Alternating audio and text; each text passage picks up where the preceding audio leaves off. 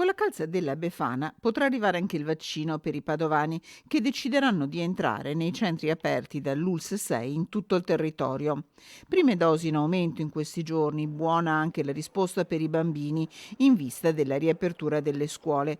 Possibile accedere con la prenotazione, l'accesso libero è previsto al padiglione 6 della Fiera di Padova. L'accesso libero viene fatto sostanzialmente alla Fiera di Padova, proprio perché abbiamo la possibilità di accogliere le persone senza fare assembramenti, abbiamo le sedie.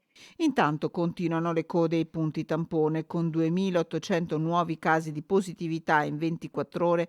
Padova resta ancora tra le prime province del Veneto per incidenza.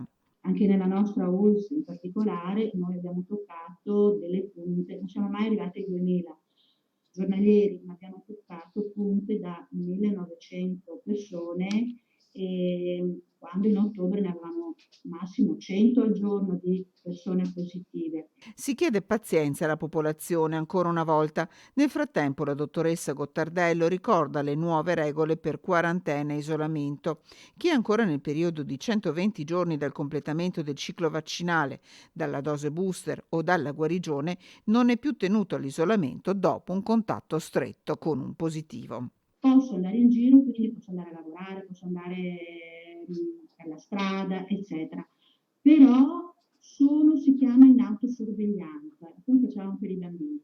Cosa vuol dire autosorveglianza? Posso condurre la mia vita normale, quindi posso andare a lavorare, andare a fare la spesa, andare in farmacia, fare quello che serve per la mia vita, ma devo controllarmi, devo fare due cose. Uno, mettere la mascherina FFP2 per 10 giorni, prima cosa. Seconda cosa, sono obbligato a fare un automonitoraggio. Cosa vuol dire l'automonitoraggio? Misurarmi la febbre, vedere se mi sorgono sintomi. Se 120 giorni sono passati, si deve rispettare isolamento e tampone dopo 5 giorni. Per i non vaccinati le regole non cambiano. In Veneto, ricorda la dottoressa Gottardello, è ancora la variante Delta che porta sintomi più severi, il virus prevalente. Le regole le conosciamo, sta a noi rispettarle.